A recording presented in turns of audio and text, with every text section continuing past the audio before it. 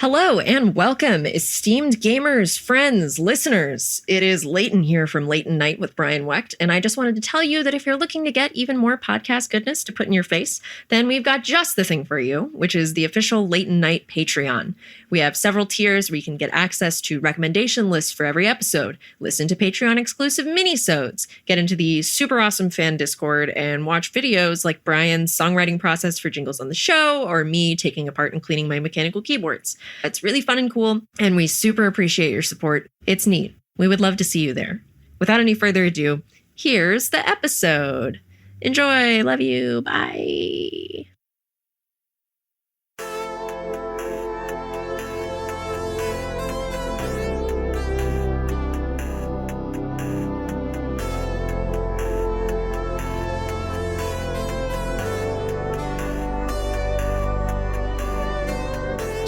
Stretching.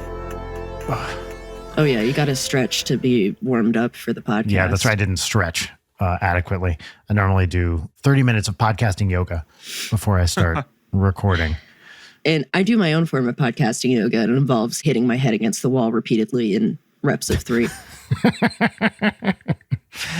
Dude, Kevin, thank you for coming back on this show. I guess you've forgotten what it was like last time.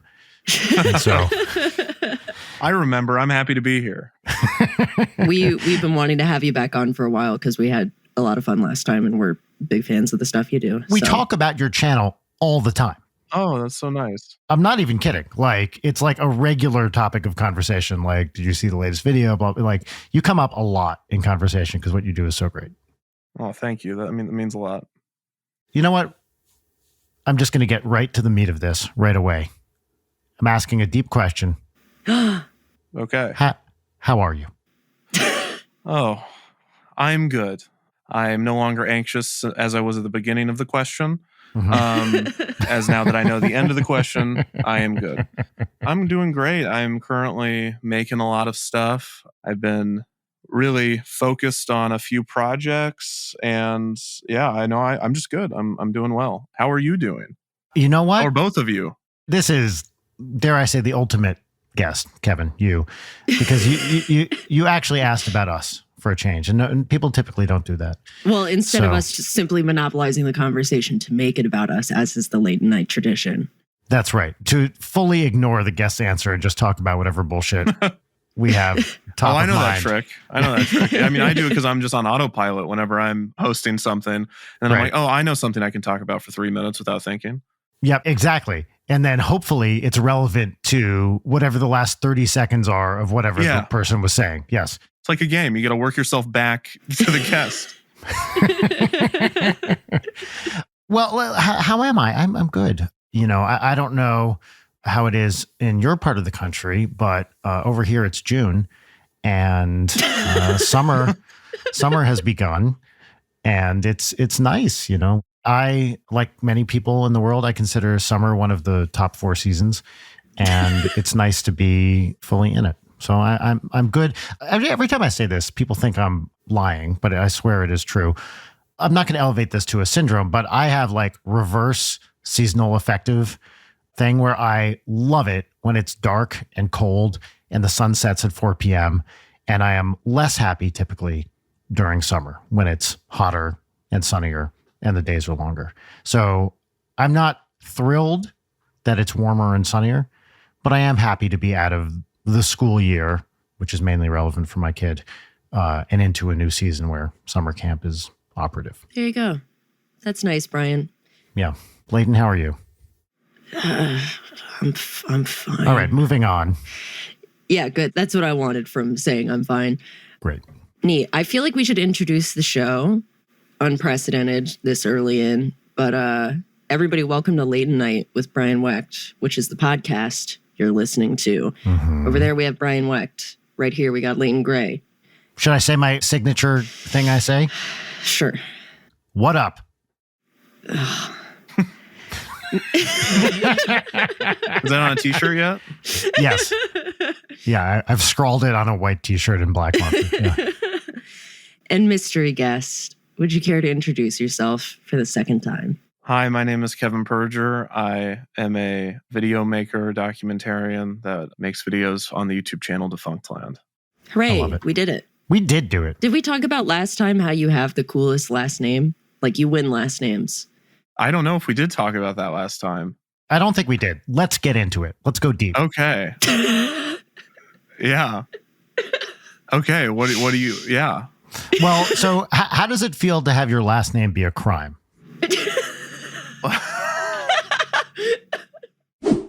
All right, late night listeners, due to ongoing legal troubles, we had to edit out the riff on Kevin's last name. So I apologize for any inconvenience, and about half an hour of podcasting content has been deleted. Yeah, we did not mean to rope him into our, interstate legal problems that we've been going through. This is all on us. That's right. I've been indicted. Yes. I did everything right. Nothing wrong. Here's the thing about getting indicted. It's usually for no reason, right? Anyone who gets indicted, like, it means you're fucking cool. What the fuck are we doing, Brian? We're not even 10 minutes in and this is just falling apart. Look, if I may, I don't think it's falling apart if I said something and you both laughed at it. That means I'm doing comedy. And well, no, you're not doing comedy until you're yelling at an audience for not laughing. Oh, what, is that not funny? That's comedy. Oh, you can't say anything anymore. Oh, you can't say Leighton. that? Yes, that's right. Actually, I did have a medical announcement that I wanted to say here, which is that straight up a fucking spit take. I gotta do. Hold on. I gotta deal unfortunately, I was recently diagnosed as having contracted the woke mind virus. So I am in treatment for it, and I'm hoping that it all works out. What's the treatment for the woke mind virus, dare I ask? It's 2 exposures to the Joe Rogan podcast 3 times a day.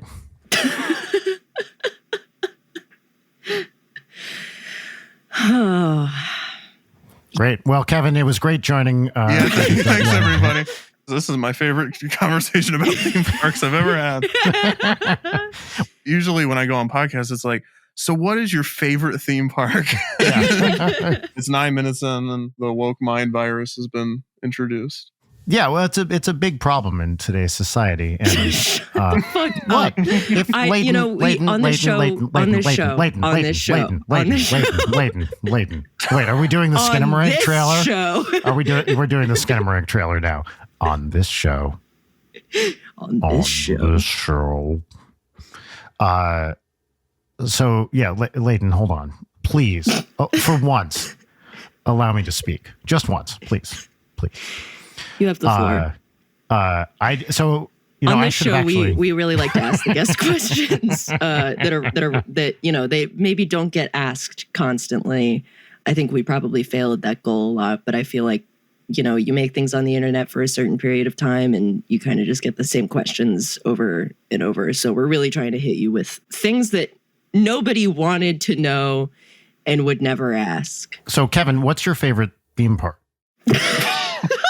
How did you get the idea for your YouTube channel? Yeah. Oh my gosh, finally. What are the most asked questions for you? You actually have already nailed them even before you started riffing on them. I guess one of them would be, Perjure, are you a liar? Is like a question. Yeah. Then how did you get the idea to start your YouTube channel? Mm-hmm. And then what is your favorite defunct theme park ride? Mm-hmm. I mean, anybody that's asked me these questions, I've appeared on their show. I mean, I'm just happy to answer the question again. So Walt Disney, here we go. I'll go into my history spiel. Walt Disney had like 6, luckily, thanks to Spider-Verse, we have a term for this. Canon events. Amazing. Thanks. Thanks to the media, language has changed since I've done this bit last. But yeah, so like Walt Disney had so many canon events, like 6 of them, his idea for Disneyland, his idea for Mickey Mouse, all those. And he changed his answer so many times in interviews that you can like put him back to back and have him. He's like, oh, I got the idea for Mickey Mouse when I was drawing, and a little mouse jumped up on my cartoon stand, and I said I should draw that. And then one of them's like, I was on the train to Los Angeles, and a mouse jumped up on the windowsill. And you could like take Kevin, how'd you start your YouTube channel? There's just the 12 different answers I've come up with to that question. That's awesome. I feel like the true tact is just start lying. Yeah. Yeah, yeah. So I don't think I'm telling tales out of school here, but my wife Rachel used to do comedy on a cruise boat for 6 months, and was part of the Second City. And they had this like deal with Norwegian Cruise Lines where they would do like the Second City review and blah blah blah. And one of the things they did was they had 1 hour a week. By the way, this was like the best job ever. I think she worked 6 hours a week doing comedy. Like they had very little to do and it was super fun. But one of the things they would do in addition to the shows was a 1 hour presentation on the history of the Second City, you know, because it has people like Bill Murray and blah, blah, blah, Gilda Radner, all these people who went through there. And it was like a slideshow and video of Second City stuff. And what the improvisers would do is just make shit up out of whole cloth while presenting these slides. Like, you know, so famously, this was the time that Bill Murray was abducted by aliens right before the performance and inflict themselves on these poor cruise patients week after week. Yeah, I feel like everything that happens on a cruise ship is being inflicted on the people on the cruise ship.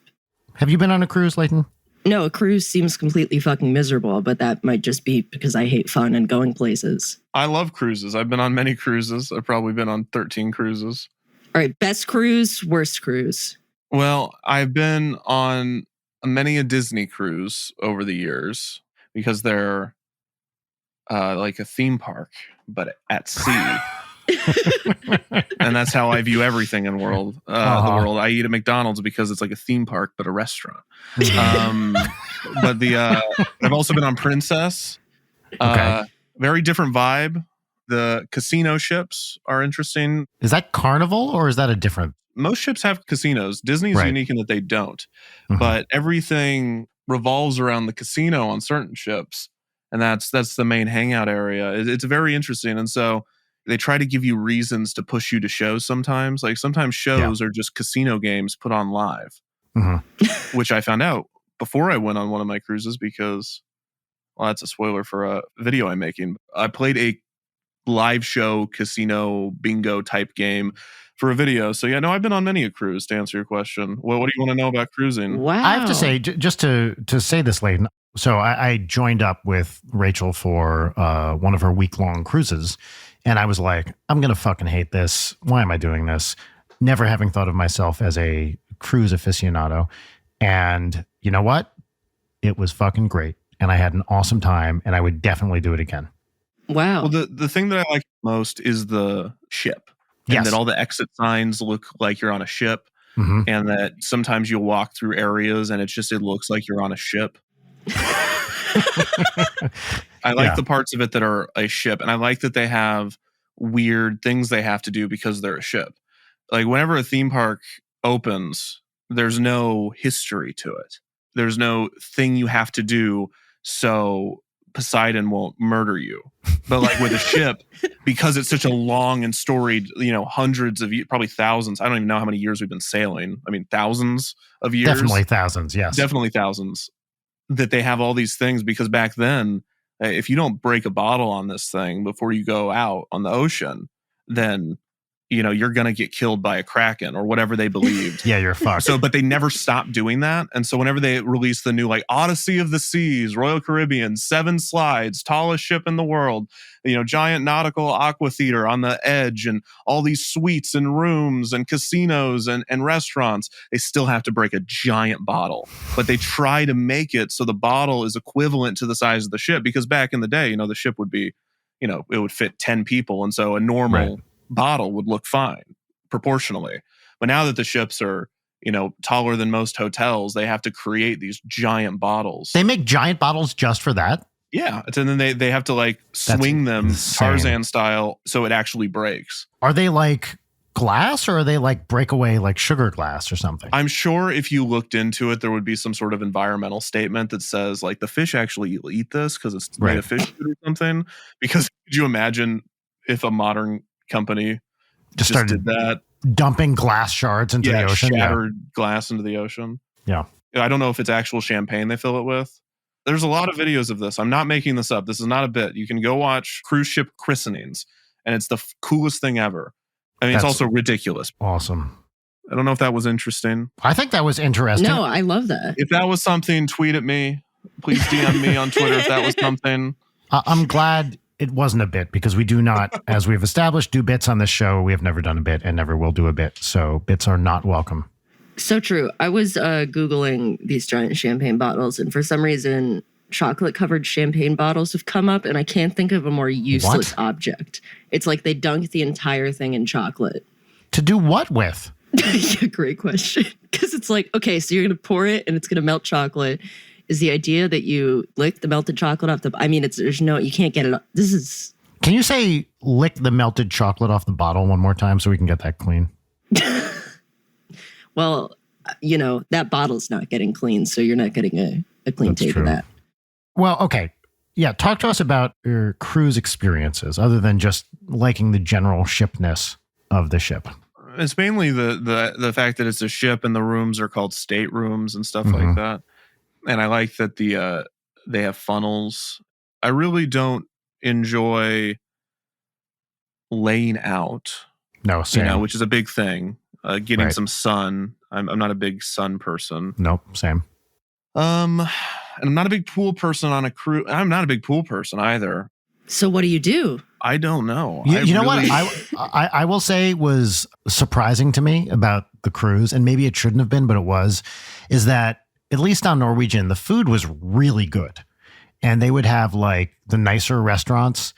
And I was continually surprised by how good the food was. I was expecting like C-grade buffets.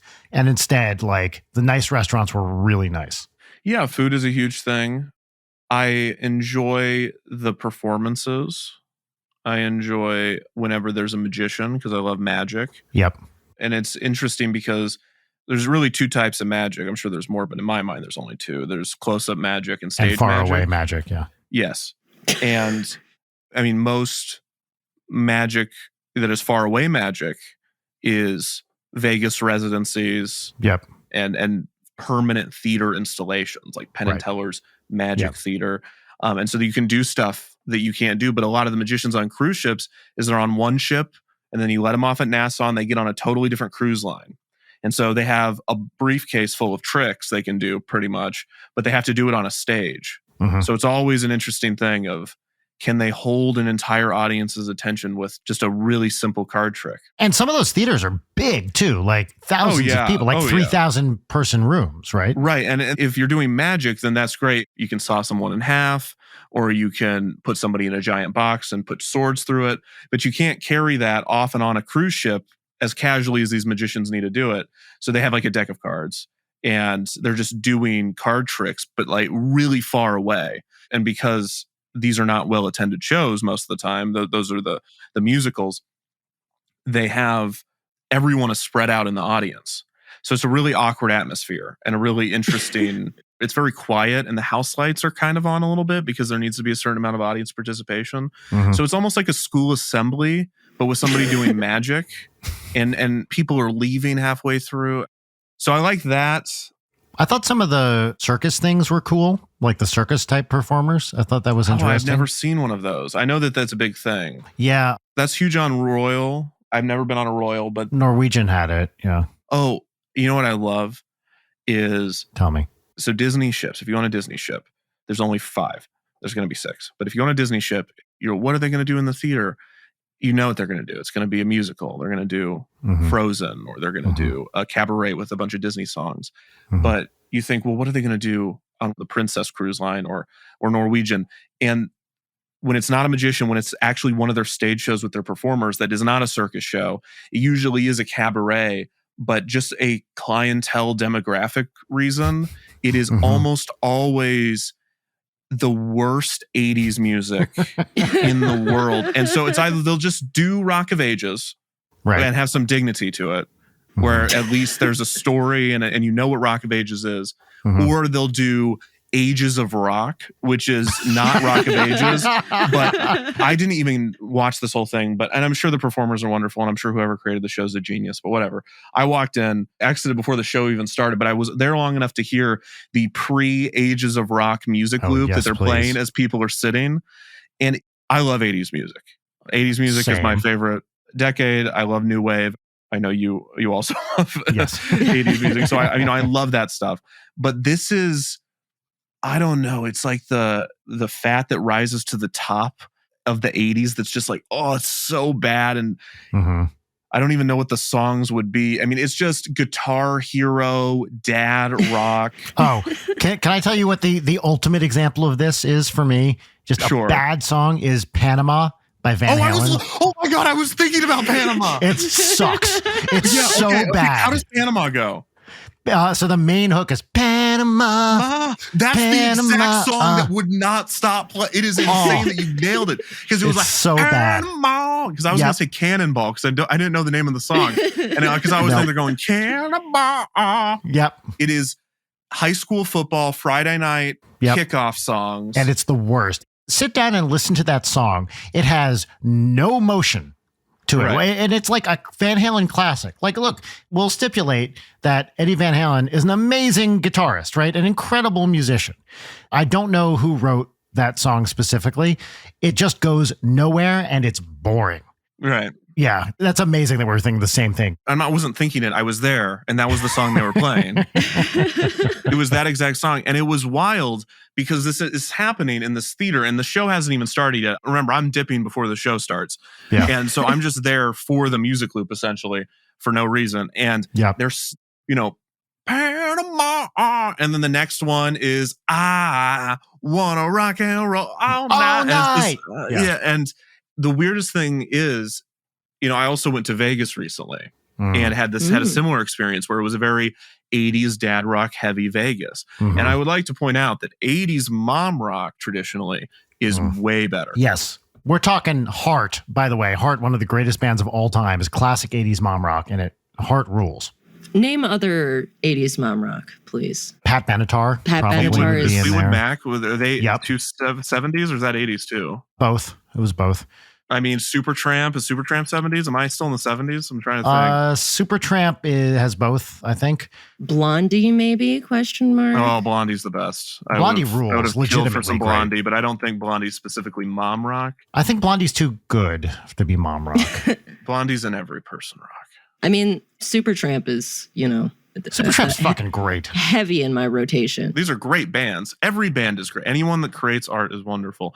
But the specific art that was playing was just, and even like songs that are good that get brought into this dad rock canon end up being my least favorite song. So, I'm thinking Enter Sandman. Yep. Thunderstruck, Blue Oyster Cult's Don't Fear the Reaper. Living on a Prayer. Anything Bon Jovi. Anything Bon Jovi. Journey. Here I Go Again. Whitesnake. Rush, but specifically Tom Sawyer, because for a lot of places that is the only Rush song that exists. Yeah. Yep. And it's weird because on an individual level, these bands are very good. And even these songs on an individual level are good. But that playlist is just soul crushing. And in a way that makes you upset. It makes me upset because I went to Vegas and 80s rock has taken over casinos. And it has become the background of every casino. And I think it's because, and I don't want to say something, I don't want to sound mean because people are going to listen to this. I think it's because people aren't dying like they used to. Yes. No, dude. Because we've been on the 80s for a bit. Forever. And because it always happens 30 years. So in the 80s, the 50s is going well. In the 50s, everyone in the 80s is in love with the 50s, which is weird because we're all going to be in love with the 80s. But there's no room for the 90s. Like, where is my 90s rock show with Blink and Nirvana and Third Eye Blind? Like, why is there no cruise ship? Well, there's a Green Day. That's a famous one, right? For one, right? American Idiot. I mean, I don't know if it's on cruise ships, but American Idiot was like a big Broadway show with Green Day. Right. Well, I mean, isn't that on an individual level? I'm saying, where is my 90s rock cabaret show? Oh, you're like jukebox. Exist? Yeah. Where's my jukebox? Where's my Rock of Ages, but for the 90s? What would we call the 90s jukebox musical? I mean, it would be Semi-Charmed Life. I like that. I do like that a lot. You're just lazy. You're going to pick one of the names, right? I would go to Semi-Charmed Life. The answer to this question is the Weezer Cruise. Wait, but isn't Weezer early 2000s more than 90s? Yeah. So the Weezer Cruise is a thing. Oh, it is? Oh, yeah. I'm not making that up. There is a Weezer Cruise. They did it in 2012 and 2014, and they're heavily documented. Did they call it the Cruise album? Very funny. Yeah. What I was going to say about 80s rock, which is funny because you said pretty much the thing I was going to say is, look, I'm exactly the right age for this 80s rock shit to appeal to me, right? I'm almost 50. So when I hear these 80s rock like playlists, what I think is these are people who are upset they're going to die soon. And Oh, God. like it just screams ignoring one's mortality and trying to recapture the glory days of one's youth, which, okay, look, everybody does that to some extent, but I'm not going to agree with that statement for, reasons, but I will give you supporting evidence in that they had t-shirts. So when I booked this cruise, I booked it for very specific reasons that will eventually be, part of a video I'm making. But everyone else must have been booking it. Some of them must have been booking it because this is the ship that has the 80s and the 80s bands on. And they had concert t-shirts. They had brought them. They'd packed them. They made a conscious choice. They knew that there was going to be Ages of Rock or whatever the 80s cabaret is, an 80s jukebox musical. It has no story, by the way. I mean, so like a jukebox musical is a musical in which there's a story, but every time they break into song, they just steal someone else's. Yeah. And it's either a single band or multiple bands. Mamma Mia being probably the best example of like, what the fuck are we doing here? We're shoehorning a plot into a bunch of ABBA songs. Like, hold on. Mamma Mia is a really good movie. I'm not saying it's bad. I'm saying, what the fuck are we doing here? Which are two different statements. Okay. I was like, I can't be associated with Mamma Mia. With Mamma Mia slander, no. It is very good. But there's that. And then there is what I call the Worlds of Fun jukebox musical. And that is a reference only people from Kansas City would get because that's like a regional theme park that I grew up with. And there's not really a story. Maybe at best it would be this. They would open the show, the curtains are opening. If it's an 80s thing, they're going, ba-na, ba-na, ba-na, I, and then that dies down. And you're anticipating that the next thing that's going to happen is that a story beat's going to happen. But what really happens is that they just try to have dialogue as the band, and they're talking to you, and then they're talking to each other in these weird skits.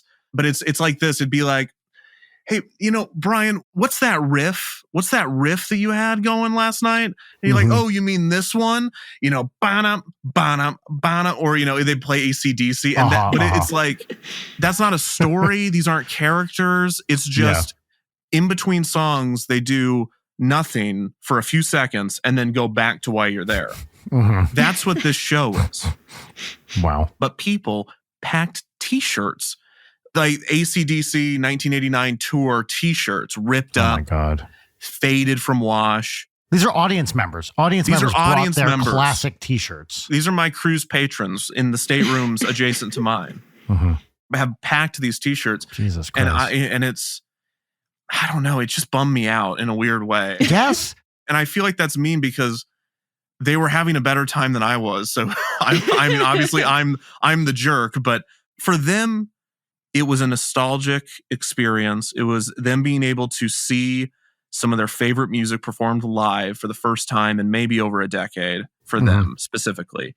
But for me, as a historian, as somebody that studies history and trends, and as just a human being on Earth that is not to that point in their life yet, I was just really sad. I'm like looking down the barrel of life, but it's just a ripped up AC/DC t-shirt at a cabaret show on a princess cruise. But they're loving it. So I mean, I'm obviously the ass. No, but what I was going to say is I don't think it's mutually exclusive to say, look, obviously these people are having a great time, and it's kind of sad that these people are having a great time. Like, I don't think those are necessarily exclusive things. You can say, hey, enjoy whatever the fuck you want, but also then say, but this is the thing that's the most important thing to you. Sure, that's valid. No, here's why it made me sad. On top of everything, and maybe this is more interesting and less mean sounding. It made me sad because aging is scary. Yeah. Nostalgia is a scary idea to me, as somebody, especially somebody that is very obsessed with nostalgia. It's a very scary concept. But then the sadness of, spoiler, I didn't grow up in the 80s. I was not on AC/DC's 89 tour. I never saw that tour. But they were nostalgic for something that they had experienced authentically at one point. Mm-hmm. I don't know if I'm ever going to have that. You may never be nostalgic for something you experienced authentically. That's what you're saying? Yes, because I have found through the years that I have lived, in most of which have been in what we would, define as a postmodern society, my favorite music is 80s music. But this person's favorite music is 80s music because that was just music to them. You know what I mean? And so I was like, you're nostalgic for something that you experienced authentically. I may be nostalgic for when I discovered the 80s music that I like. I would not call your experience less authentic than theirs. I would call mine sadder and weirder and alone at a computer late at night. I mean, they're at some festival that's on fire and, some guy's got his shirt off and he's sweating and he's shredding it on the guitar. One in a million experience. And I'm looking up YouTube videos. Yeah, but dude, the amazing thing about media and recorded media specifically, and music really is what I'm thinking about here, is you can discover it whenever in your life, whenever it exists. Once it's recorded and you have access to it, you can experience it however you experience it. And I don't think that makes your experience less than someone who is there live. It's just different. Okay, boomer, but let me weigh in here. By the way, I'm not the one adopting the boomer point of view here. That's Kevin. I'm the one advocating for younger boomer. People can... don't okay boomer me. Okay, Leighton, boomer. Please. Leighton, what are your thoughts on this? No, we're not interested in Leighton's thoughts. The fuck? No, yes, please. Please, Leighton. No, but I connect with what you're saying, Kevin, very much. For me, at least, like I'm imagining being on this cruise ship, and I think I very similarly would be having like an existential crisis staring out at the water. But the idea of like, when I am older, how low am I willing to stoop to feed my nostalgia? And especially on what you're saying, how much will I lower my standards to feed in nostalgia for a thing I never directly experienced? Like, I think the way that nostalgia gets packaged and resold to us now, it's not like that's going to elevate itself and somehow get like less craven. Like, I guess I'm thinking pretty directly of Ready Player One, where it's just like, hey, remember that shit you liked? Right. What if we made it suck and just handed it to you and we're like, hey, remember that? I don't know. Maybe I just don't want to enjoy things. I think that's probably the... But I think there's thoughtful nostalgia and craven nostalgia, right? Now, Kevin, the kind of thing you do and do so well is thoughtful nostalgia, right? Your whole bread and butter is looking back on the past with a critical and interested eye. And your channel is not just like, dude, you remember that ride? That was fucking sick. End of video. It's a lot more involved and interpretive. So I think one of the things, being a capital old man, that I have experienced firsthand is different types of nostalgia that I can personally experience, right? And I'm watching, by the way, because I have a 9-year-old, I'm showing her some of my favorite movies that I grew up with. We just showed her The Goonies for the first time. And what's nice is getting to actually say, look, I'm not just going to say, hey, this thing is awesome and you better love it. I'm going to re-experience it with my current point of view and ask, do I still like this given, how long it's been since I saw it last? There are different types of nostalgia. Yes, I agree. I think what you're saying just proved kind of what I'm saying, though, because the Goonies, not to use this phrase, wouldn't be made today. That's 100% true. And not in the sense of... They're much too old. Well, yes, they're much. We're going to look at Hollywood Reporter, Goonies, greenlit. Yeah, starring all the Stranger Things kids. But that's exactly it. That's it. Because Goonies would be packaged as Stranger Things, which is just an 80s look back. Mm-hmm. And so imagine showing someone Back to the Future, but Back to the Future's only point is just being a 50s nostalgia time capsule. Right. Rather than being a lampoon of it. Yeah. Because Back to the Future, when you watch it, it's making fun of the 50s in a way that I don't think Stranger Things does. Like the moment that that's Marty true. McFly goes into the 50s diner and somebody combs their hair back and in that greaser kind of style. It's like, oh, look at this. Isn't this goofy? Remember this? But in Stranger Things, it's just like, look at that VHS player. And it just stays on it. That's right. And it's like 3 minutes in to just this one shot of this VHS player and just the noise of it going. And I was like, am I watching a television show? What is going on? I mean, I watch all of Stranger Things, but do you know what I mean? And obviously Stranger Things is more than that, but the way it approaches its nostalgia is different than how the 80s approached its 50 nostalgia. Yeah, it's a bit like fetishistic and like more reverence than any sort of self-reflection upon the thing. Like, yeah. Yeah. But that's not the only type of thing that's being made, right? No, but I think the difference now, music, for instance, is the easiest one, I think, because whenever you talk about movies, people have a much more emotional, and there's a lot of aspects of movies, but music, it has such a clear evolution with the introduction of different instruments and how those instruments influenced music. Mainstream music for a long time was also the most experimental music. I mean, to a wall, the experimental stuff, not necessarily. But once synths eventually came out, a few bands you've never heard of started experiencing with them. But then all of a sudden there were synth bands. Has that happened recently? In the last 20 years, have we gone through a phase musically like that?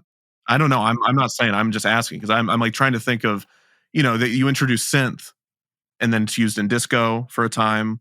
And then there's just synth stuff eventually in the 80s. A lot of 80s pop is pure synth, no other instruments. I feel like you can see a big bump with auto-tune, I think. Mid-2000s. I was going to say, with a lot of like digital techniques, some of the things that people are doing, like a Janelle Monáe or someone like that, is actively pushing the envelope of what people can do with music. Now, these are not academic, capital A art music people necessarily, but I do think there's a lot of mainstream stuff that is really using digital techniques in an experimental, cool way. Yeah, no, I'm not saying there's not innovation. And I think like Janelle Monáe and Frank Ocean are well known, but I don't know if I guess maybe I'm too limited in what I define as mainstream. That's the interesting question. Janelle Monáe now is really popular because of their foray into films, but I don't know if there were, and also I'm pretty sure Janelle Monáe is from Kansas City, so huge Janelle Monáe. I think Dirty Computer was pre-films for Janelle Monáe, but I could be wrong about that. Maybe it's not actually the content, it's just the distribution and just how much there is. That's right. And because I'm saying like, there's nothing in the mainstream that's innovative, but I don't know the last time I've turned on the radio. So maybe I'm just dumb.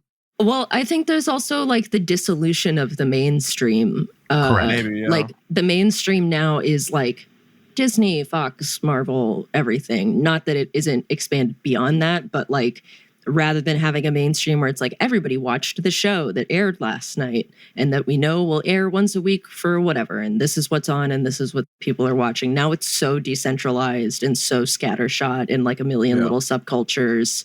So the mainstream pretty much only becomes like media monopolies, which I don't love. I mean, musically, I was just talking with someone recently about how I think it's interesting that there are a few acts right now that I can point to who are like ultra jazz nerds with very deep and sophisticated senses of harmony and composition who are like shockingly popular. So I'm thinking of like Thundercat, Lewis Cole, to some extent Wolfpack.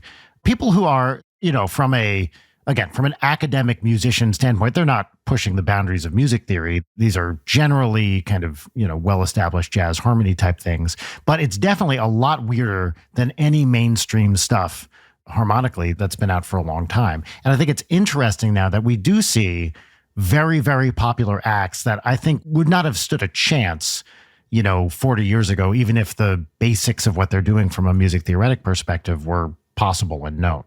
Maybe it just comes down to the fact that I'm such an analog junkie that I just love that analog stuff so much. Same.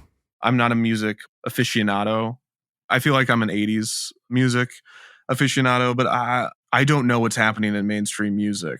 I mean, kind of same. I mean, I know big artists and I listen to new music, and I'm not saying like, new music is bad. I enjoy new music. Like without the mainstream pushing the culture together, are we fighting about music anymore in the way that people used to fight about the introduction of, those bands in the 90s, they're too this, they're too that? The only thing that initially came to mind is there are certain like lyrical things that are being used. But When's the last time somebody got upset about the sound? I felt like that was a thing for a while. Like, that sounds too crap. Not the lyrics, but the sound. You know what I'm saying? I feel like that's the 90s or something like that. That sound's not appropriate. That sound, yeah.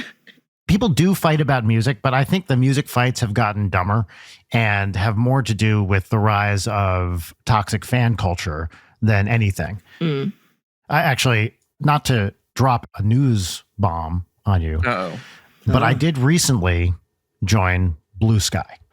I now have an account on Blue Sky. And someone on Blue Sky posted, let's say something that is reasonable and would make Twitter mad. And someone said, Taylor Swift is an uneven songwriter, which is, by the way, every songwriter is an uneven songwriter, right? There's no such thing as everything is a hit person.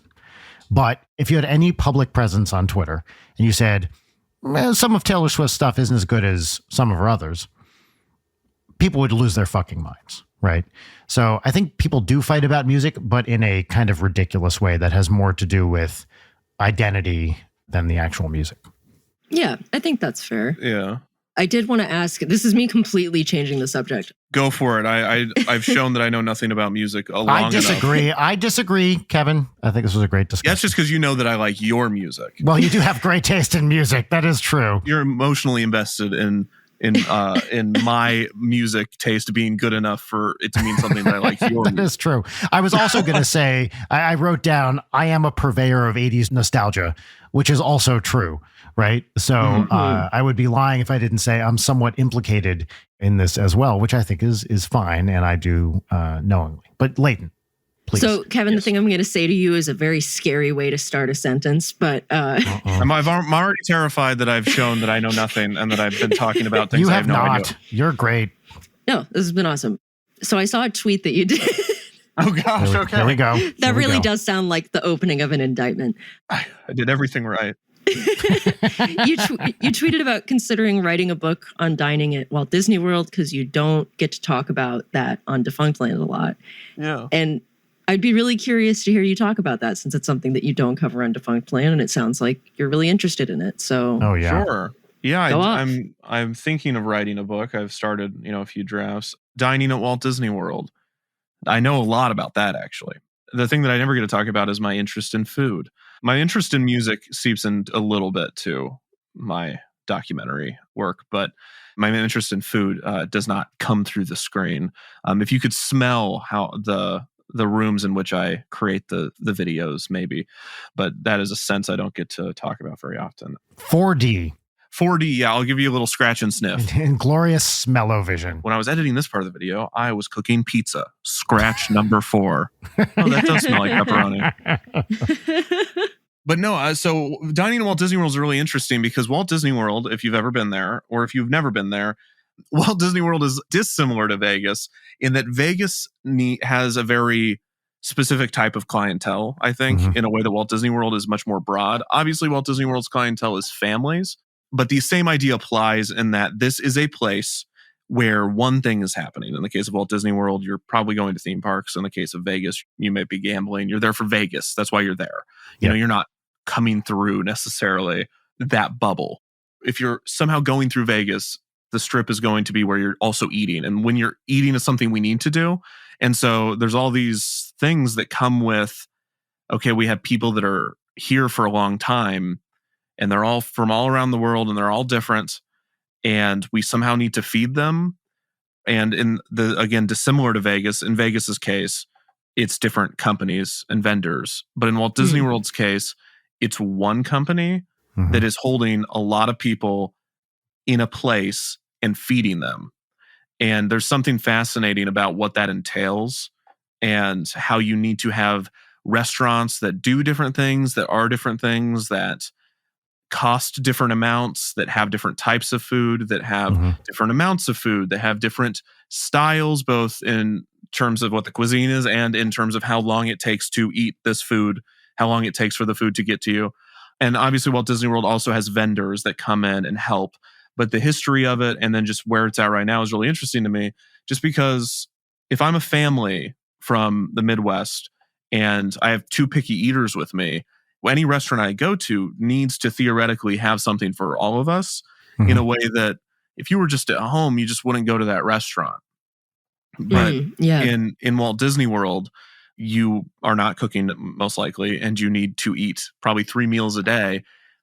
That is created by probably at most 3 or 4 different vendors, but realistically, the most food you are encountering is coming from Walt Disney World itself. Maybe you'll find a restaurant that is a third-party vendor operating it, but both in the parks and outside of the parks, at the resorts and stuff like that, there's just a fascinating ecosystem of what kind of food is at the resort, what kind of food is in the park, what kind of food is at the quick service stand, what kind of food is at the food and wine booths at Epcot. What do we have? What do we have for kids? What do we have for adults? How much does it cost? What if the parents want to sneak away to a nice meal? Where do they go? What is a nice meal in the context of a Disney park? It feels to me, always having eaten at various theme parks, it feels to me like a puzzle I am trying to figure out. So all these questions you're asking, I'm asking myself. I'm there with my family or whoever, and it feels like a game I have to play that's very hard to win at. Yes, they're so good at it is the thing, because they do it really well, I think, in general. There's some spots that I think you should avoid. What I find most interesting about the entire ecosystem is how there's a tier system of, that's the worst restaurant and that's the best restaurant. Yes. But they're 2 totally different types of restaurants. So the worst restaurant in Walt Disney World is often said to be Tony's Town Square restaurant at the front of Magic Kingdom on Main Street. It is an Italian restaurant. As my friend and I say, the air is thick with SpaghettiOs from the moment you walk in. You're swimming through Chef Boyardee, and you sit down, and I mean, they might as well just open that can at the tableside can service. And slurp it out. I love that. Awful.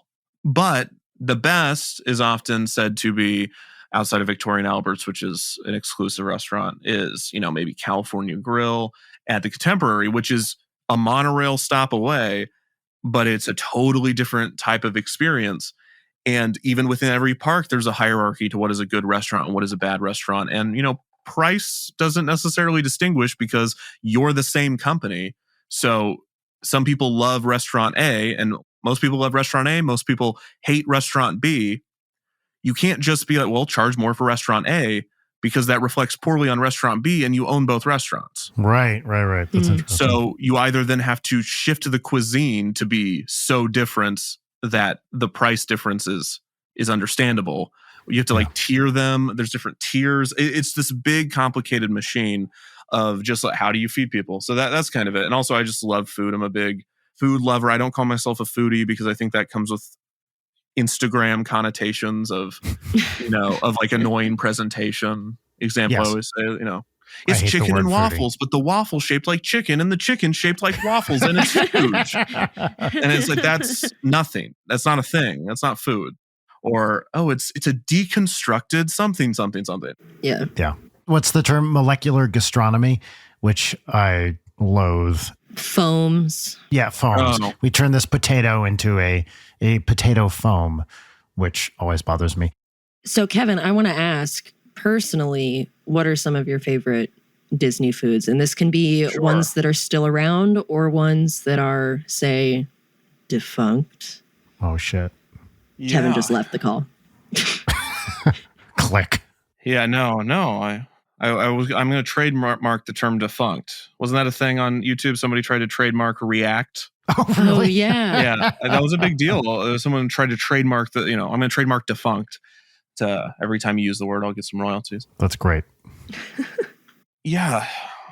My favorite Disney foods. My favorite Disney dessert is at Sanaa at Animal Kingdom Lodge, and it is the Spice Trade Candy Bar.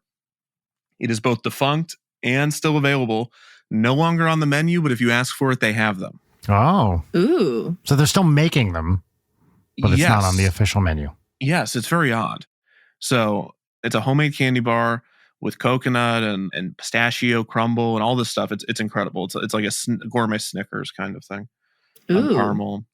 That's my favorite dessert, I think. What's the powdered green stuff on? I'm looking at pictures of it. I think that's the ground pistachio. Ooh. Is pistachio green? Yeah. No, that's green. By the way, while we're talking about desserts, I do not understand people's boners for Dole Whip.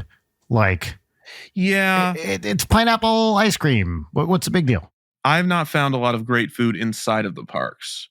I don't really love Dole Whip. I like churros. I'm not saying they're good. I just like churros. Mm-hmm. I'm not standing by them. I'm not affiliated with them. Mm-hmm. I don't support them, but I do consume them. Mickey pretzels are bad. There's a lot of bad food, and that's what makes it so fascinating is sometimes there's really good food, but it's the same people. Mm-hmm. And so it's just odd. How is this happening? I think my favorite restaurant, the sleeper hit restaurant of Walt Disney World Resort, is probably Sebastian's Bistro. As in the crab.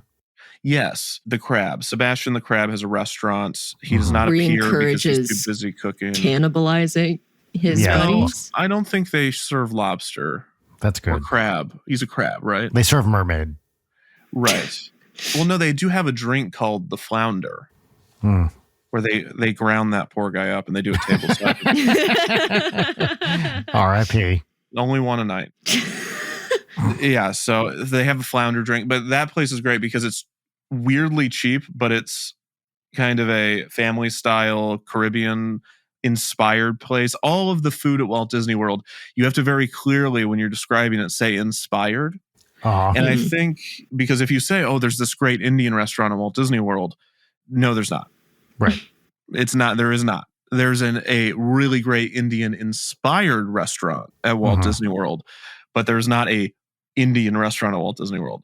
But what I do find interesting and what I do want to talk about, maybe in a book form or just in general, here, I'll just talk about it right now and then I'll just never talk about it again, is they're very clear that their food is fusion and that they're inspired by, they'll use that language to not pretend to be something they're not. Right. But I do find it serves a very utilitarian purpose because you have a lot of people that come through this resort and park and that do not try different foods. Right. Us, I'm assuming West and East Coast people are exposed to a lot of different types of foods. But I grew up in Kansas City, and I mean, nowadays there's a ton of food, but you could. So you grew up exclusively eating burnt ends, right? Yeah. Well, no, actually, yeah. I do. I loved burnt ends. They're great. They're really great. Yeah. No. So barbecue was our hometown food, but you could get around by not eating anything but American food or American inspired barbecue, that type of stuff. Maybe you had a Chinese food place that you liked, obviously a very Americanized version of Chinese food, and maybe an Americanized version of Mexican food. You could find these other authentic places or authentic adjacent places, but there's a lot of people that live as picky eaters and never try anything outside of their comfort zone. And what Walt Disney World does is, in some of these restaurants, what they do is they'll give you flavors in a very vanilla, held back way so that you can eat things that you think you wouldn't like, but because they've just completely drowned any of the edge of any flavor profile that you're not comfortable with, it does serve as, at its best, it serves as a sort of introduction to different types of food for people that otherwise would have no exposure to it, which was what Epcot was originally. So we, out here, of course, we don't have Epcot, but one time we were at California Adventure during the Lunar New Year celebration, and I was fairly impressed with the quality and pseudo diversity of the foods on display there. Little kiosks and stuff opened up for that with an attempt to actually have different, inspired foods that they wouldn't normally have. Yeah, and Epcot, even in the 80s when world travel was not accessible in the way that it is now. I mean, it's still not super accessible, but hey, some would say more accessible than a Walt Disney World vacation at the current price point. But in a lot of literature, and especially in newspapers, reporters that were reporting on Epcot, they would say things that today you'd be like, what? And they'd say something like, I tried this croissant, and they would spell it wrong and they'd describe it. They'd be like, it's sort of a butter roll that's been breaded and buttered. And you'd be like, yeah. But to them, it's mind blowing because, this reporter from Indiana that they sent to Walt Disney World to review Epcot for the Indiana Review, back when newspapers had enough money to do stuff like this, they would just be, oh my gosh, I tried this thing in Germany. It was a bratwurst. Maybe a bad example. Obviously, American food is German food, but that's kind of the vibe. And it's very interesting how that theme park introduced a lot of flavors to people that otherwise would not have been experiencing it. But even me, so I went to Epcot in 1985 when I was 10 years old. Not too long after it opened. I forget, when did Epcot open? Oh, 82. So a few years after it opened, so relatively recently. And I remember I was like, oh my God, German food? Are you fucking kidding me? Holy shit. And I grew up next to New York City, right? It's not exactly a cultural wasteland, and it's not like there aren't a lot of communities of people from all over the world there. But no kidding. To me, but even to me, and I was also 10, so that was a big part of it, I'm sure. Yeah. But even to someone who was growing up where you could get many, many different types of food, Epcot in 1985 was like oh my fucking God, can you believe this kind of thing. Mm-hmm. It's interesting because they really did do a lot of research to try to get the food as authentic as they could. And I talked to a few of the chefs in preparation for some sort of project, and hearing what they did in order to try to nail some of the food was amazing. We spent 2 weeks in France trying to understand how to make this one thing. I'm like, you did that? And they were just like, yeah. And I'm like, that's pretty wild, all things considered, right? That you went all the way there to try to, recreate this food. And I said, yeah. And I said, we imported specific flour for the pastries and all this stuff. That's wild. And nowadays, I'm sure it's, Sodexo or whatever is doing school cafeteria. I don't know. I think they switched a lot of these practices. So I don't think the flour's special anymore. But but I'm really fascinated in all that stuff. Every time I go back to writing it, I write and I'm like, is this interesting to anyone except for me? And then I think, well, oh, for sure it is. For sure it is. It's also just a difficult thing to write about, because the reason I wanted to do it in book form rather than documentary form is what I've experienced through my own consumption of food-based media is obviously recipe videos are a different story, but describing food on the page brings it to life a lot more than actually seeing it in video. Yeah. Are you a Jonathan Gold fan? Have you read his stuff? No. So Jonathan Gold was the main LA food writer for many, many years. And you can buy collections of his writing. And he was known for finding these like little out of the way mom and pop places and writing about them. And it is some of the best food writing around. Really, really worth reading. He died shortly after I moved to LA. So I only really found out about him like after he died. But it's so fun, and good food writing rules. And I highly recommend any. There's a collection of his basically restaurant reviews called Counter Culture. It's kind of a time capsule of Los Angeles when he was writing them, but also just fun food writing from a guy who's not afraid to like try new shit. I've just been sitting here looking at Epcot food pictures. From what year? I just searched Epcot food. What's coming up? I don't know what's coming up. What do you see pictures of? Describe it yourself. I'm blinded by hunger, Brian. I'm not even totally sure what I'm looking at. There's some baklava. There's some little pierogies. There's some like little charcuterie type things. Lots of pastries and donuts with M&Ms all over them, which is, little basic bitch, but I'll take it. We've got some bows. We've got, I have not eaten food today, so this whole conversation is really, Someone should open a Chinese/German restaurant and call it Bauhaus. It's time for segments. No, Brian, you should let that one hang just like a little bit more. I feel like you deserved that silence. I'm not saying I didn't deserve it, but I'm also saying it's time for segments. So our first segment on the show is our pop culture recommendation segment. And this is where you get to talk about something you've been enjoying recently. Could be a book, a movie, a video game, whatever. We say pop culture, but it really could be high culture or low culture. It doesn't really matter. The name of this segment is What's Poppin', and the theme song, which we insert in post, goes here. What's poppin'? What's poppin'? Great. So, Kevin, as a repeat guest on Late Night, do you remember the What's Poppin' theme? Did you ever hear it? No. Great. So then this question will be relevant. Okay. If you were to have heard it, what would you have thought of it?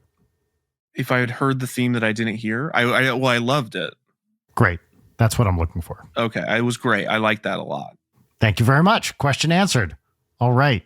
Moving on. By the way, I was also thinking if someone wanted to, they should open up a Chinese/German restaurant and call it, now wait for it, Bao House.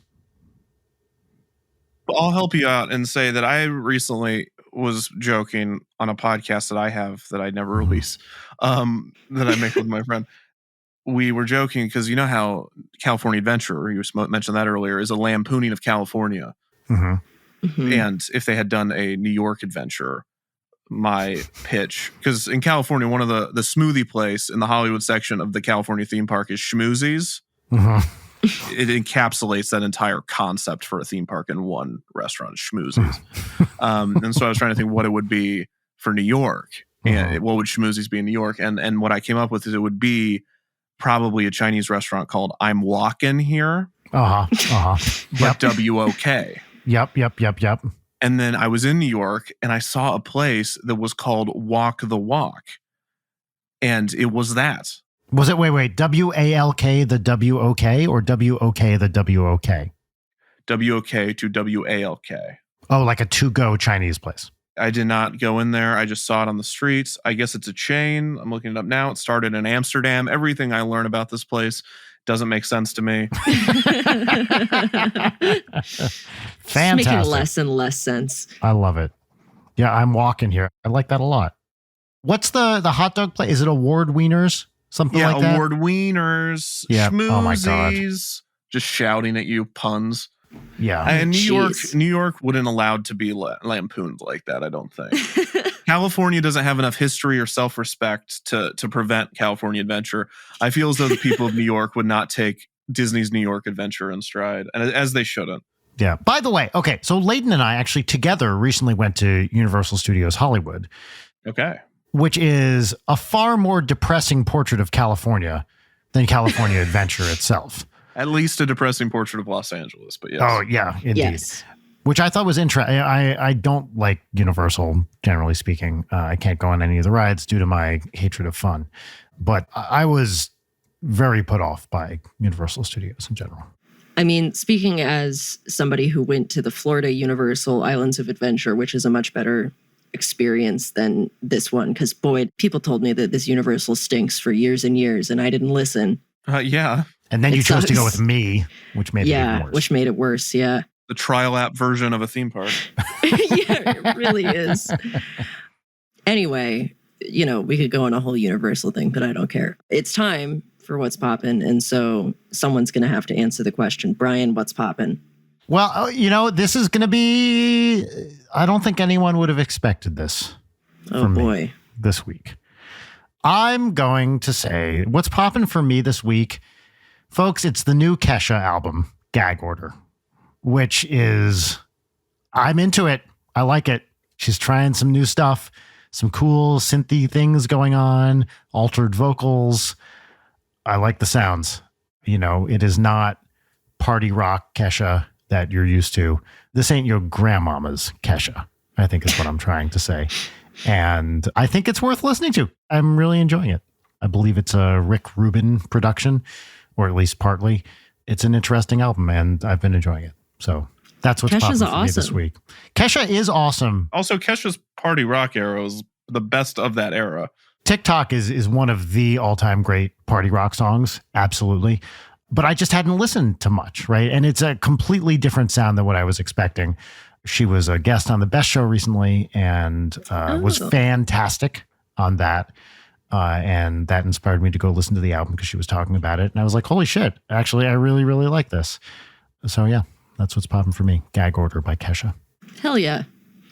What's poppin' for me is a collection of tapes that were uploaded to the Internet Archive by one Mark Davis called Attention Kmart Shoppers, Ooh. which is cassette after cassette of background music from Kmart stores in the 80s and that's 90s. so cool. Yes, that rules. You win.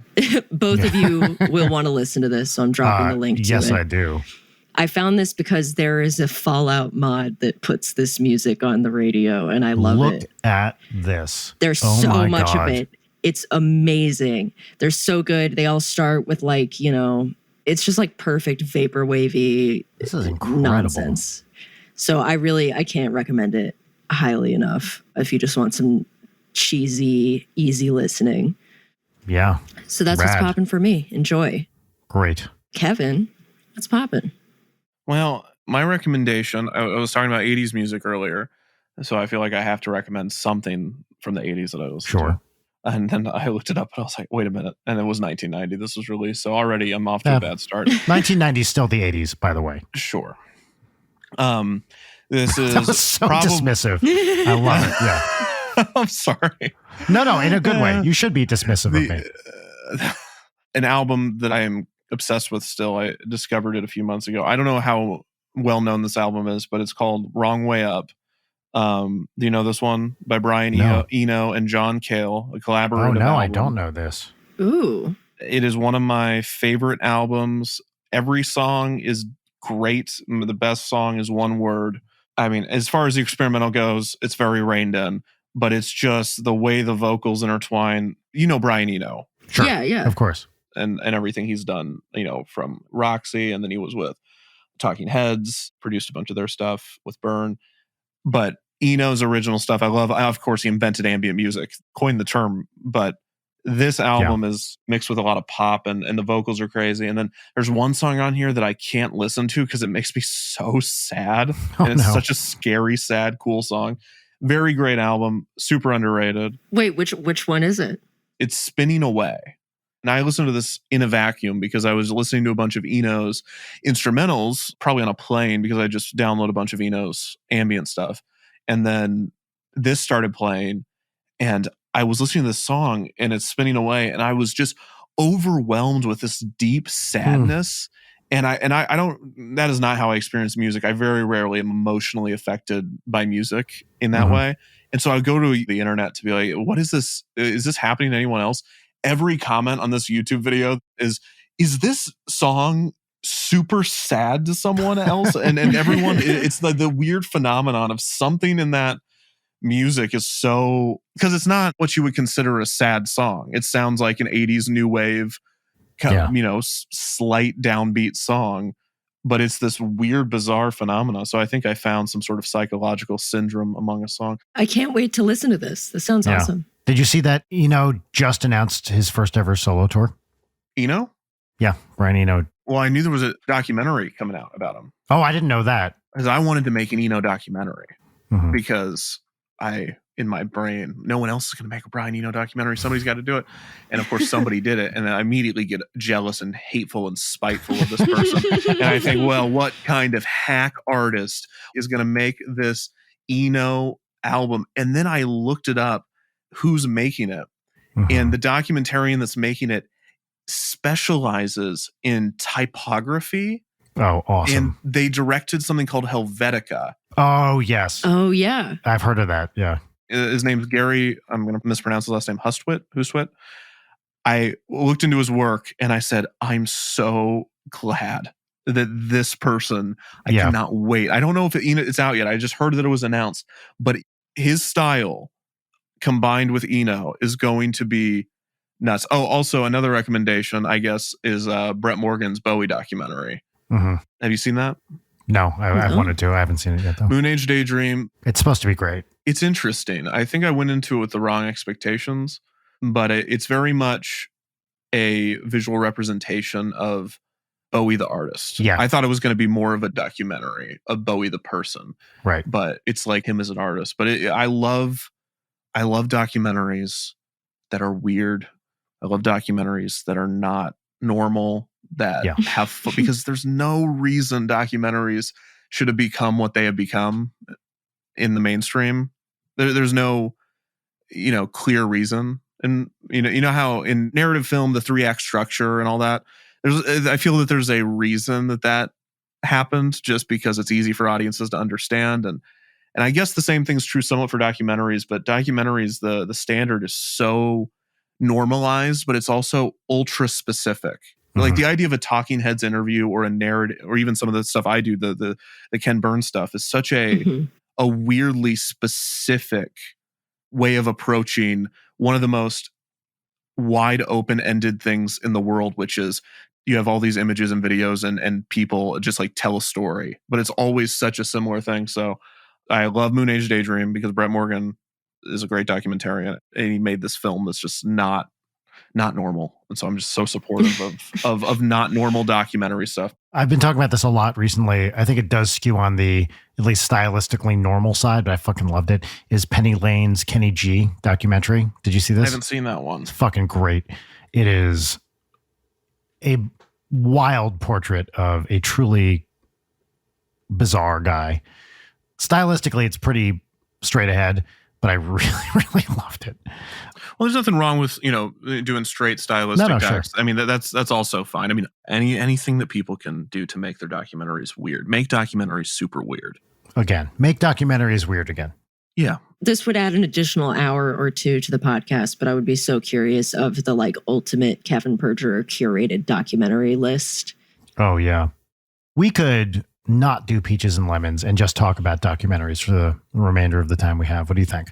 Yeah, fuck Peaches and Lemons. All right, great. Bye. Peaches and Lemons, you're off the table. Sure. I can talk about my documentary style more than I could talk about other documentaries. Yeah, great. Because I think the biggest thing is I'm not a huge documentary viewer. I don't watch documentaries that often. No, I'd love to hear your style. So the question I'd like you to answer is, what's one thing you're kind of bummed about, but three things that you're kind of happy about? Fuck off. In regards to my documentary style? Or is this just Peaches and Lemons dressed differently? Yeah. What's your documentary style? No, that's too broad.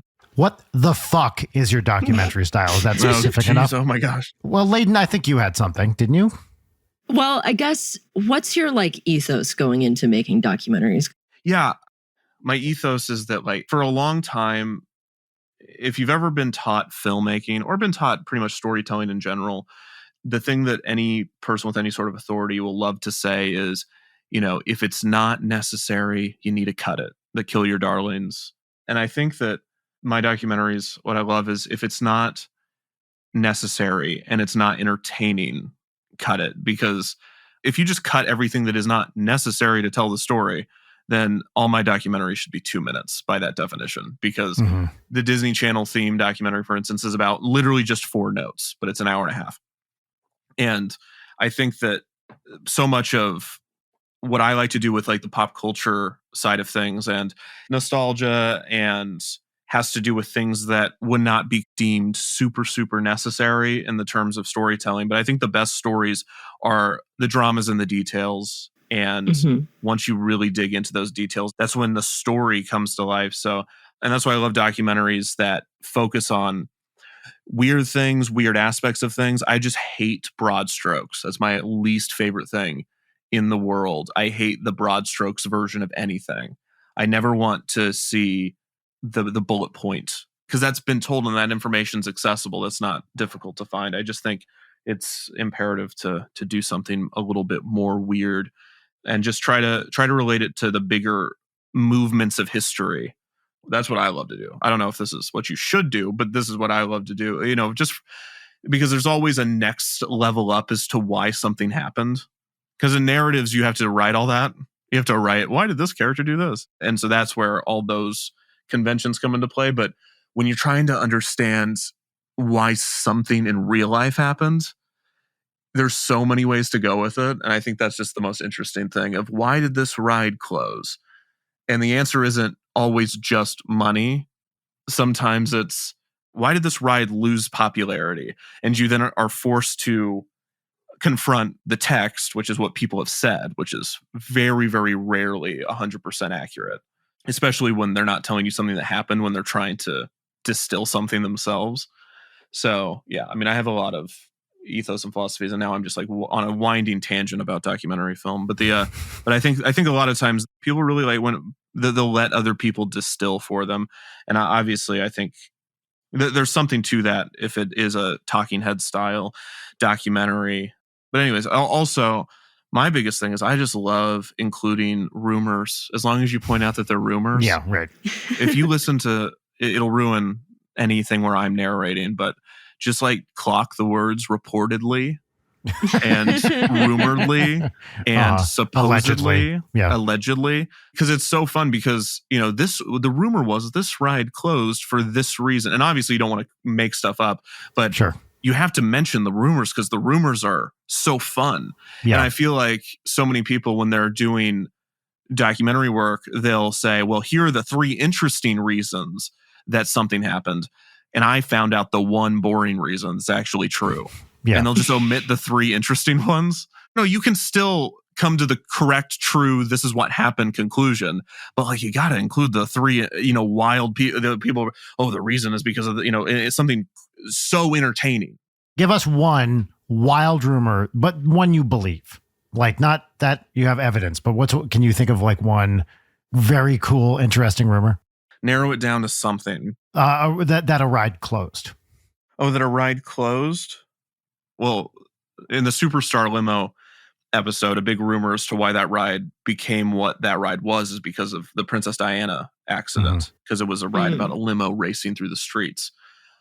That's one that I don't know if has ever been confirmed 100% as this is exactly the reason. I'm sure people have supported evidence as to why that's the reason. And maybe Imagineers have said that's the reason. I don't know. I'd have to go back to that text. But that's an example of one that even if you have to say, like, this is the rumor, this is what the rumor was, so you're not purporting or putting into concrete any sort of untruth. You always need to surround it with those qualifiers of, I don't know if this is 100%, so you're not falsely spreading something. That's a great example of, even if there was somebody that said there's absolutely no truth to the rumor that Princess Diana's car accident was the reason we had to change this ride, even if somebody had that exact quote and they had it with authority and it's the truth, you can still say an untrue rumor was that. And because that is part of the story, our conversation about this, about whether that was true or not, is part of history because it happened in real life. We're doing it right now. And to omit that, I think people sometimes think the omission of those kind of speculative things. Obviously, there's a line that you then reach of ethics. And are you going to perpetuate something that's untrue? And is it going to harm someone or something? Especially, that has more to do with true crime, which is a very, can I use the word nefarious industry? Oh, please. Yes, please. So yes, I'm not saying you should accuse people of murder that you're not 100% sure, or even insinuate that they could have done something they didn't do. I'm more talking about theme parks. And so please do not extrapolate any of this. But in the terms of like pop culture movements, history, why movies are made, why rides close, why stuff of that caliber of intensity happens. Well, yeah, it's like myth making. Your approach to these things and the way that people have this specific nostalgia for things that don't exist anymore. Like, all of it kind of comes together in concert. It's what Disney encourages with the design of everything. There's lore, there's history. And then with things that close, there's the myth of the thing. Yeah. And I think that you're spot on, that it's such an important and integral part of discussing that kind of thing that it would be a disservice to leave it out. And especially in terms of art and creation and culture and that domain, less so physical action, which is much more singular in its reasoning most of the time. This happened because of this, this fell because of gravity, versus why was this piece of art made? Why was this piece of art destroyed? Why was this cultural movement? How did it happen? Why did it happen? Like, why did disco happen? The answer to that is not, well, because Jeff invented disco. The guy's name would not have been Jeff, by the way. It would have been something else. But why did this music happen? Those types of movements, those types of more large scale stuff always have multiple influences. And that's why talking about as many of those influences as you can, even if you can kind of prove and through the documentary that like this is not necessarily what this person was thinking, it's still something in the ether. And I think that's super important to paint an accurate picture of time, in the sense of, if you're in the 70s and you're trying to come up with the reason why a 70s band created a song, and one of the reasons that you said could have happened was later disproved, as long as you qualified it, of course, you didn't state it as fact. The fact that you're still painting a more accurate picture of what is happening in that moment in time has value in my mind. It has value in the terms of theme parks. Why did Arise close in the 90s? If I gave you 5 potential reasons, and then 4 years later, the Imagineer that closed the ride or the executive that closed the ride said, here's why, and it was only one of those 5, I do think there is still a bigger value of you get to live in that time. Because it's cultural context is what you're saying. Yes. Right? And that's where you always have to read between the lines of what people are saying, who has the authority to make things the way they are. And I've broken a few things through my documentaries, most recently being Disney Channel. I found the person that wrote that jingle. And so that information was not public. Only a few people knew it until the documentary. Right. But even in that documentary, you'll see that I looked at possible influences. And so one of the possible influences that I looked at was that the theme sounds very similar to the Mighty Mighty Bosstones song. What is that song? The impression that I get. Bum, bum, bum, bum, and that being part of it. And then eventually coming to the conclusion, because I talked to one of the people and this was not in the documentary, this was a conversation that was cut, or I don't think I ever recorded, it was over email, with the person that helped create the theme. And this person, Eric, is in the documentary if you watch it. And he was there at the studio when Alex, the person that made the theme, spoiler alert, was making that music. I said, well, it sounds kind of similar to the Mighty Mighty Bosstones song. Like, was that the inspiration for it? And what he said is exactly what I'm kind of trying to get at. No, that was not the inspiration for it, but I'm sure that I had heard that song and that was playing around that time. And that entire ska movement is the style that the song was in. The jingle was in. So it probably did maybe have something to do with that, and it's like, well, no, I wasn't trying to do this. I don't think I even accidentally did it, but yeah, maybe that's one of 10 reasons we landed on this. Yeah. Nothing happens in a vacuum. Yeah. And like I said, the singular reasoning for things that happen in the physical world is a lot more different in the world of decision making and stuff like that. So especially in the world of art. And that's what I find fascinating, especially as somebody that looks at art and culture. And I just find it, the more context you can provide, the audience just has a better time. Yeah, totally. The music is interesting. We could talk about this forever, but I think you would be opening yourself up to legal troubles if you're like, yeah, that's exactly what that song is based on. Right. Well, also in this case, the person that actually wrote that theme is no longer with us. So we cannot ask that person. So that would also, I do not think that was what that theme was, for the record. Right. So I don't think you're going to find, if there's a melody that is exactly like another melody, no one's going to say, yeah, I just took that melody, typically speaking. I mean, people sample or make homages or whatever, but no one's going to just say, yeah, I ripped that off. But also, I find the whole music conversation very interesting because it is very, very easy to do things that sound similar, but to the eyes of people who don't know what they're listening to are kind of the same thing. The recent lawsuits by Marvin Gaye's estate, I think, are kind of in this realm to some extent. I find that whole music conversation very interesting and sometimes kind of troubling that people are like, yeah, they're exactly the same when they're really not. Or, Ants in a Bug's Life. 2 movies about bugs that were made across the street from one another. How could they have known that they had spent 2 years working on a movie about bugs? There would have been no way. I wonder what they're doing over there. Do you think it's the exact same thing that what we're doing? Is it about bugs? They find that out. They're about to hit export. Yeah. If you're making a movie about bugs, wink once, blink once. Yeah, no, they're on the other side of the street. Shine a flashlight twice if your movie is about bugs. I think that was twice. Damn it. Yeah. But yeah, no, I think that's a big, something that I'm trying to do more and more. And as I'm working on projects, I'm working on a project about Deal or No Deal, for instance. Oh, nice. Ooh. And Deal or No Deal is a very 2000 show. But weirdly, it's a pre-2009 show. And so trying to place what's going on, because you think 2009, what happens in 2009 is the bank crashes. There was a massive briefcase shortage. Everybody hates bankers. And so history would make more sense if Deal or No Deal came out in 2010 and everyone hated bankers, because the villain of Deal or No Deal is the banker. Right. But it didn't. That would have been the easier answer. And I'm sure any respectable documentarian or any respectable media critic would have said, well, Deal or No Deal, everybody hates the banker because of the 2009 financial crisis where everybody hated bankers. But it came out 5 years before that. So I'm like, well, where did all this banker hatred come from in a show that is very capitalistic in nature, by the way? I was going to say, I thought the villain of Deal or No Deal was Meghan Markle. No. Oh, okay. Explain. Writing that down. It's a joke that didn't land. Well, what was the joke? Meghan Markle was a briefcase. She was a briefcase holder, and people hate her for dumb reasons.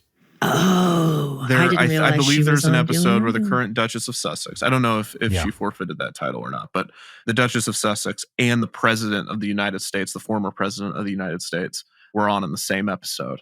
That, you know what? I'm pretty sure there's an episode. That joke may have flamed out harder than anything I've ever gone for on this show. But I think, Kevin, your no and your cadence on the word no there was maybe one of the most devastating reviews of my comedy. It wasn't, and I really appreciated it. It was similar when you said that. I had a similar reaction to when you were saying that thing about Taylor Swift's tweet, which was, there's nothing that I'm going to say about this. And because you said, well, sometimes Taylor Swift's music isn't great. And I said, I know that I'm not going to say anything about this. And that's all I can say about this. To be clear, okay, and any gossip or drama blogger is listening, here's your headline. Defunctland's Kevin Perjurer slanders Taylor Swift and Meghan Markle on podcast. Yeah, same episode. Same episode. That's right. Well, we've looped all of the way back around to the original episode title from the last time you were on the show, which is this going to get me milkshake ducked? Oh yes, my gosh. That's right. I think I walked away from that episode feeling the same way that I do from this one, which is, am I about to get canceled? And I don't think the answer is yes. And I think, in fact, that means something differently than it did 2 years ago. It is interesting. Every appearance I have on this podcast, I think, Brian, at the beginning of this, you said, what word did you say? Kevin? Yes, you did. Hello. How are you? Oh, I'm never going to be able to think of it now. You're just spamming my brain with words. Yeah. Oh, you said woke mind virus. Yes, I don't know if that made it in there. Oh yeah, no, it will. It will, because that is a medical diagnosis that I'm coming forward with as having recently gotten.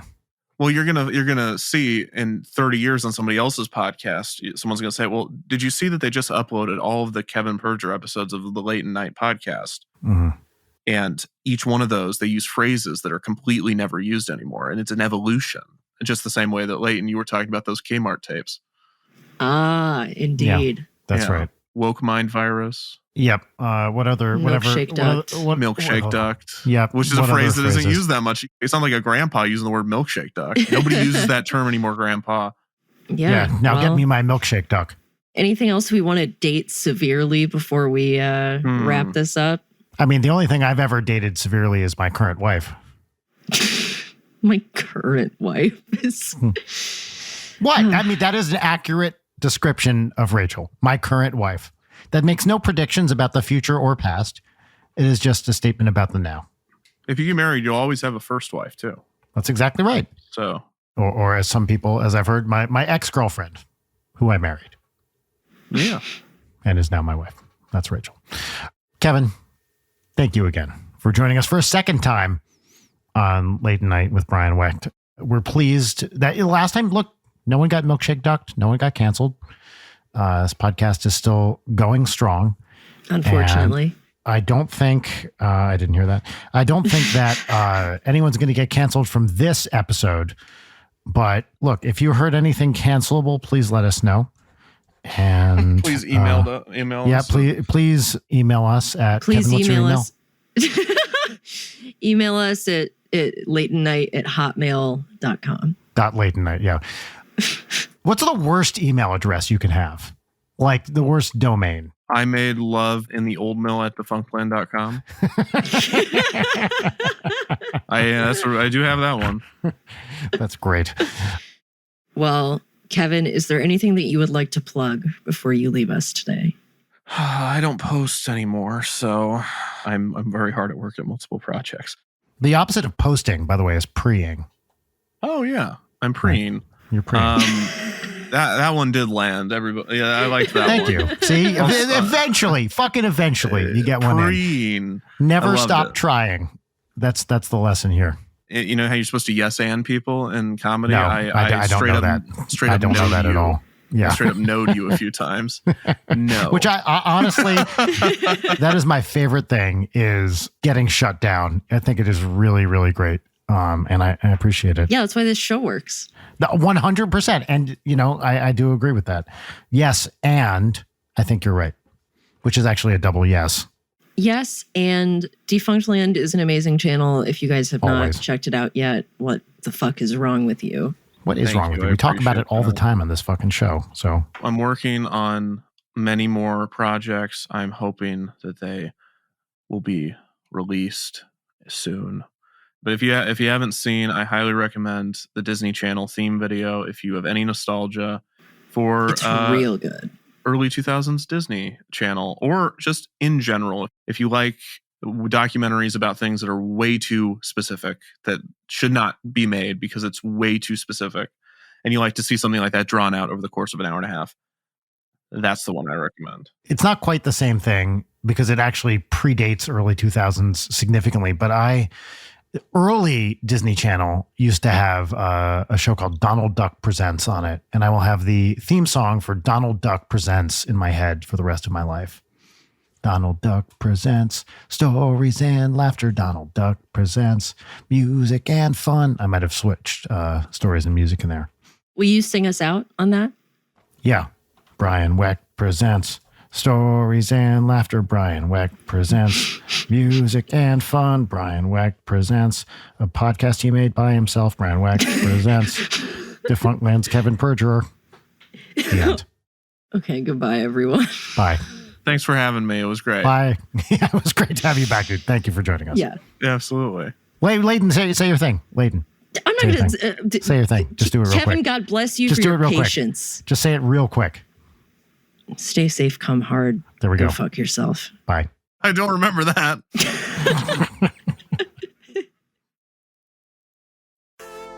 Late Night is produced by Brian Wecht, Leighton Gray, and Jarek Centeno. Follow us on Twitter at Leighton Night, on Instagram at Leighton_Night, or email us at leightonnight@gmail.com.